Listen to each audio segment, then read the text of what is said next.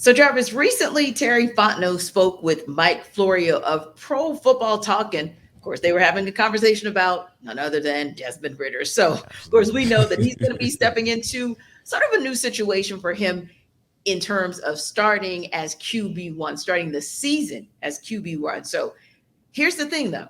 He had the 4 games as sort of the sample size in 2022 and 2023. Now he's not only going to have hopefully a full complement, meaning Drake London along with a returning Kyle Pitts, but also he's going to have more talent around him when you think about draft picks, free agency acquisitions, and the like. Now, the last time he probably had a full cadre of talent around him was probably in his days at Cincinnati. Hmm. So that's something that Terry Fontenot spoke with Mike Florio about in terms of that possibly being a competitive, finally a competitive advantage that Ritter can take advantage of. But do you feel like that is something that Ritter not only can take advantage of, but actually will? I believe he will because and it's not necessarily that I have full confidence in Desmond Ritter. Is that I feel like Arthur Smith is going to put him in position to so he can succeed because that's why I feel like they surrounded him with all of this talent, right? Because I think Arthur Smith even referenced a couple weeks ago about how Tampa Bay had so much talent before they brought him in. All they had to do was plug and play when it came to a quarterback. Now, granted, there was very lucky that a Super Bowl GOAT was available to come to them and add him to the team and then go on to win the Super Bowl in his first year there. But I understand where you're coming from when you're talking about building a team and having all the necessary pieces around that quarterback. Because what happens when rookie quarterbacks come in? They get beat up. And a lot of times, some survive and some don't. And we've seen more so, a lot of times it seems as of late that they don't. And then teams get out of there fast too. Because look at New York and with the Jets, Zach Wilson out of there, Sam Darnold out of there. So you don't want to be in no position where those organizations where you're bringing a guy in that can possibly succeed, but you don't have the necessary pieces around him in order for him to succeed. Because I don't care how good you are. Peyton Manning stunk it up his rookie year when he was with the Indianapolis Colts. So you need talent around those guys. As good as those guys or good as prospects those guys can be, you still need talent around those guys. And I feel like Terry Fontenot and Arthur Smith are doing that. And it also got me thinking about something else too, T. So we know that they had the conversation about Lamar Jackson. They at least broached the topic, right? What if they surround Desmond Ridder with all his talent and he comes in and he stinks it up? And you see that he has good protection and he's just out here making mistakes. I feel like the Falcons are setting themselves up also not only for Desmond Ridder to succeed, but if he doesn't, I feel like they'd still be in a good place.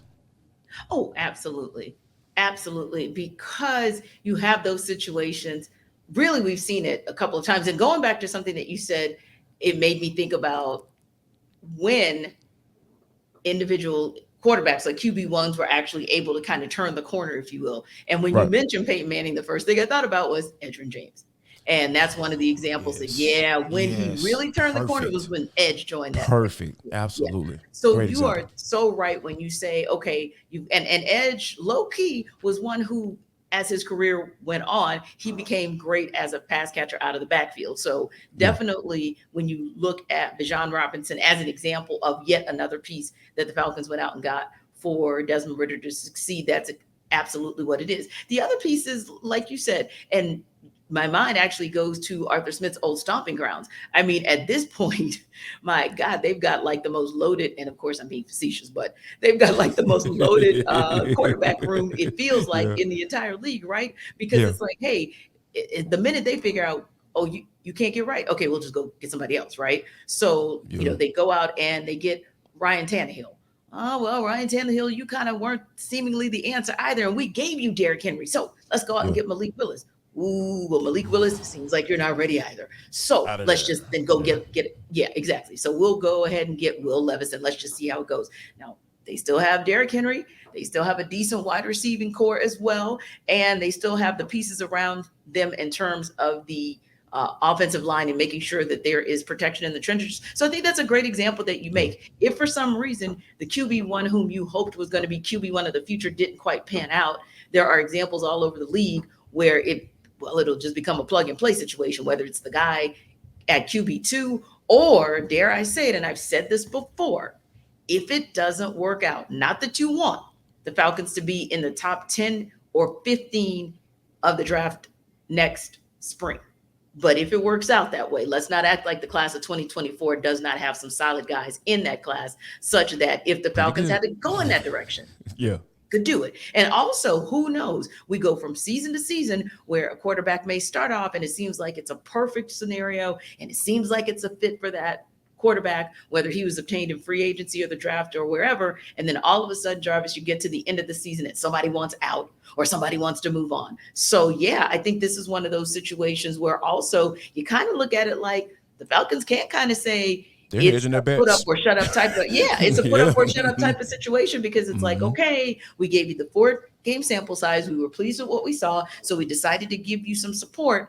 Now we've given you as much as we could possibly give you. You better make it work. Yeah, and that's okay, because like you said, no longer are teams sitting around waiting on guys to develop and all that stuff. You know, I think the Falcons situation last year was pretty ideal because you brought in a guy in Marcus Mariota, where you fixed his contract to where you can easily get out of it, after year one. And then you drafted Desmond Ridder, who some were saying was a first-round quarterback. And a lot of people would kind of forget about that. Malik Willis as well. And they started to drop as it got closer and closer to the draft, and you snagged him up in the third round. Now you're saying you got that 4-game sample size, like you said. You saw the improvement. You saw you like what you saw on third downs, which is crucial, especially when you got a run-heavy team. If you're running on first and second down, and if you're getting 4 or 5 yards a pop, if it's 3rd and 3, 3rd and 4, you should be able to easily make that throw. And he was able to come in certain situations and be able to do that. Even in the game-winning drive as well, had one of those snuck in there as well towards the end of the year. So all of those things being said, like you said, you get all the talent, and I know my heart's still hurting that they didn't draft a defensive player. I don't know about you, T. I'm still dealing with it. I'm still coping. You know what I'm saying? I'm still feeling some type of way about it. But, given what the vision is, write the vision, make it plain, right? Terry Fontenot has made it very clear that they are trying to set this guy up for success. And if he doesn't, I really wholeheartedly feel that they're going to go out and go get someone if it doesn't work out this year. And it looks like Terry Fontenot and Arthur Smith are also setting themselves up for success to have a solid secondary against, we'll call it interesting, against an interesting NFC South QB1 room across the board. Very interesting. Very nice, too. I like it. In case Bryce Young becomes who they think that he can be, in case Derek Carr turns back into that old Derek Carr, if you will, and whatever that is. Right, exactly. And look, here I go being petty. And this is the same time at QB1. No, I'm joking, guys. We know it's Derek Carr.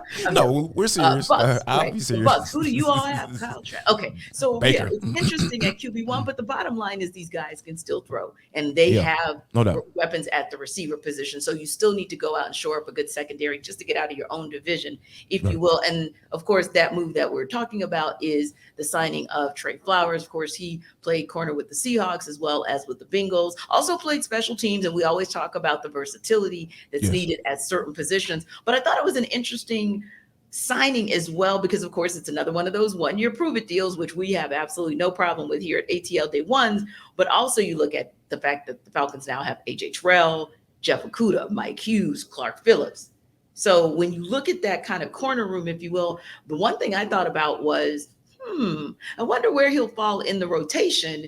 Or does this mean that, and listen, I'm being facetious with this question, Jarvis, so hear me out, but does this mean that this could impact the rotation as far as either starting, who starts at corner?